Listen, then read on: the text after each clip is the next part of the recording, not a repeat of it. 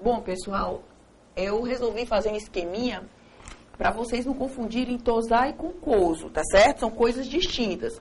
Eu resolvi escrever a brincadeirinha que eu fiz com vocês. TOSAI é como se fosse a ONU dos tribunais de contas, né? Ela congrega, né, vários membros de entidades fiscalizadoras superiores em vários países. A TOSAI é a Organização Internacional das Entidades Fiscalizadoras Superiores. O TCU aqui é uma entidade fiscalizadora superior. Então, o que é que essa TOSAI faz? Ela congrega os vários TCUs do mundo, tá certo? Brincando, tô só brincando, tô cometendo tecnia para vocês entenderem. Ela é a ONU dos tribunais de contas. Ela é uma organização, inclusive a tradução dela é Organização Internacional das Entidades Fiscalizadoras Superiores. Já conta com mais de 180 membros, o Brasil é membro dela. E a TOSAI, né, ela estabelece diretrizes, parâmetros, né, para fiscalização, né, de recursos públicos. E essa auditoria de natureza operacional, que a gente discute desde vídeos passados, ela foi uma recomendação da TOSAI, né? No Brasil, a temática da auditoria de natureza operacional começou a ser discutida pela primeira vez durante o 7º Congresso da TOSAI na década de 70. Essa história de auditoria de natureza operacional começa a ser discutida pela TOSAI na década de 70. A TOSAI, ela congrega vários tribunais de contas do mundo, né? Vários os TCUs do mundo. No Brasil, o TCU é uma entidade fiscalizadora superior porque é parâmetro para outros tribunais de contas do Brasil. E a TOSAI congrega o TCU daqui com tribunais de contas, as TCUs do mundo, né? Não sei se eu estou me fazendo entender, deixa eu ser mais clara. A TOSAI congrega o TCU daqui e os TCUs, aspas, do mundo, tá certo? É a ONU dos tribunais de contas, brincando com vocês. O COSO, TOSAI, contexto histórico, década de 50. Eu falei para vocês que foi fundada em 53. O COSO, pessoal, estabelece parâmetros de gestão de riscos. Isso é uma coisa diferente. O COSO estabelece uma metodologia de gestão de riscos fundada na análise de controles internos. E tudo isso tem a ver com governança corporativa, né? E esse modelo de avaliação de riscos do COSO serviu de parâmetro para que o setor público brasileiro utilizasse a metodologia de gestão de riscos e tentasse incorporar ao setor público. Hoje em dia, quando os auditores públicos eles vão analisar as entidades públicas, eles analisam riscos, eles analisam ambiente de controle interno e tudo isso, essa modelagem de análise tem fundamento no COSO, né, que o Brasil adotou como modelo, né, para se avaliar controles internos, gerenciar riscos. Bom, uma coisa que eu acho muito importante dizer para vocês, já caiu para mim só uma vez o concurso, foi o Promoex, né? O que é o Promoex? Se você entra no site de um tribunal de contas desse, você sempre vê um ícone, Promoex. O que é isso? O Promoex é o Programa de Modernização do Sistema de Controle Externo. É o Programa de Modernização do Sistema de Controle Externo dos Estados, Distrito Federal e municípios brasileiros.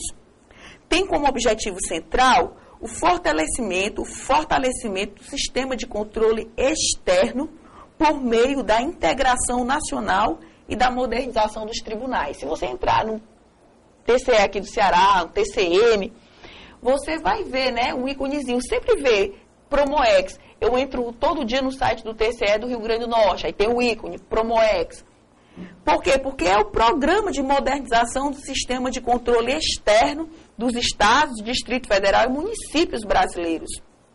Tem como objetivo central o fortalecimento do sistema de controle externo por meio da integração nacional e da modernização dos tribunais. Uma das ações prioritárias é a realização de auditorias operacionais.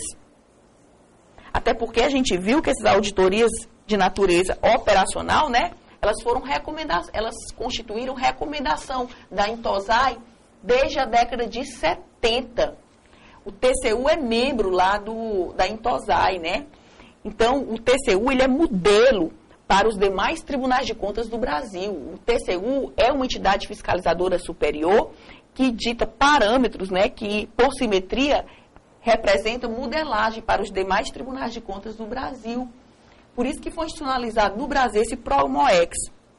Uma das ações prioritárias é a realização de auditorias operacionais. Tanto assim que constitui meta nacional do programa a implantação desse tipo de auditoria em pelo menos 75% dos tribunais de contas, até a competência de 2010, até o ano de 2010. Então, até esse ano que a gente está vivenciando, que esse vídeo está sendo gravado em 2010, a intenção é que 75% dos tribunais de contas brasileiros já desenvolvam essa metodologia de auditoria de natureza operacional.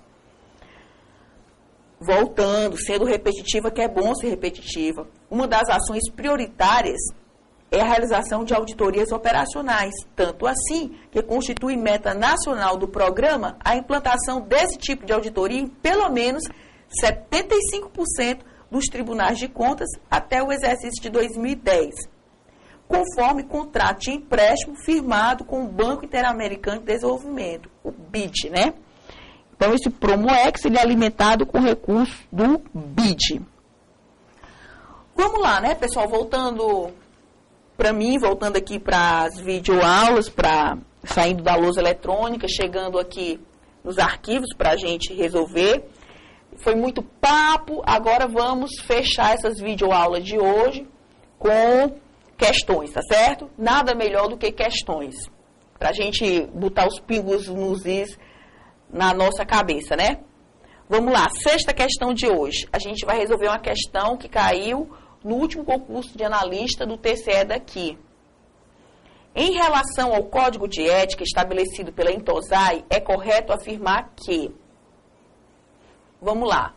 Eu tinha sistematizado para vocês que o código de ética estabelecido pela Intosai eu resumi em 5 ideias-chave. Em 3, se eu não me engano, 3 ideias-chave. Independência, propriedade, e me fugiu a memória a outra palavrinha. Mas dá para a gente resolver tranquilamente, posto a explicação. Em relação ao código de ética estabelecido pela Intosai, é correto afirmar que os auditores devem conduzir os trabalhos de acordo com as diretrizes traçadas pelos governantes ou pelo partido político ao qual pertencer. A auditoria é para ser independente ou é para ser política? A gente viu, botei uma das ideias-chave para vocês, é que o código de ética estabelece o quê? Independência, objetividade, competência técnica, propriedade. Então, a letra A, ela é falsa. B. Os relatórios elaborados são de acesso livre aos funcionários públicos pertencentes ao quadro efetivo?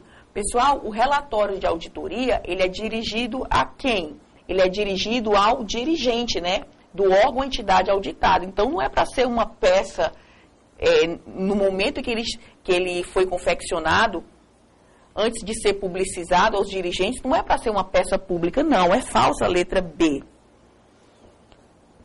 Os relatórios são apresentados ao dirigente da entidade ou órgão auditado.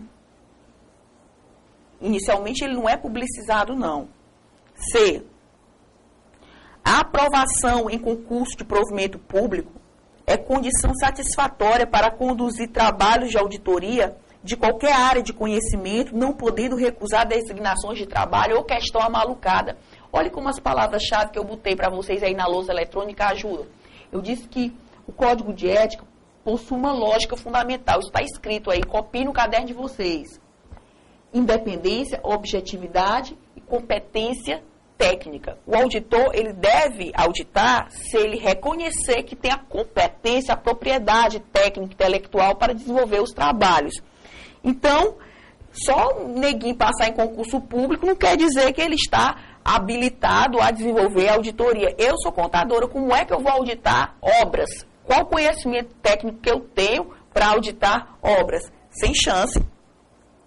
Falsa a letra C. O auditor ele deve ter competência técnica, propriedade, e ele deve até recusar trabalho se ele não se sentir tecnicamente confortável para desenvolver trabalho. Falsa letra C. Letra D. A entidade auditada tem direito de acompanhar e acessar os relatórios de auditoria, bem como os papéis de trabalho elaborados pelo auditor. Pessoal, papel de trabalho é de propriedade do auditor. O auditor é responsável por sua guarda e sigilo. Falsa letra D. E não é a entidade, olha a letra D como é tão falsa quanto a letra B. Esse relatório de auditoria, ele será apresentado a quem? Ao dirigente do órgão ou entidade auditada. Letra E, que é o gabarito, é verdadeira. Os auditores devem conhecer e cumprir todas as normas políticas, procedimentos e práticas aplicáveis à auditoria, contabilidade e gestão financeira. Verdadeiríssimo. Aqui não está falando político partidário, não, as políticas, as diretrizes, né?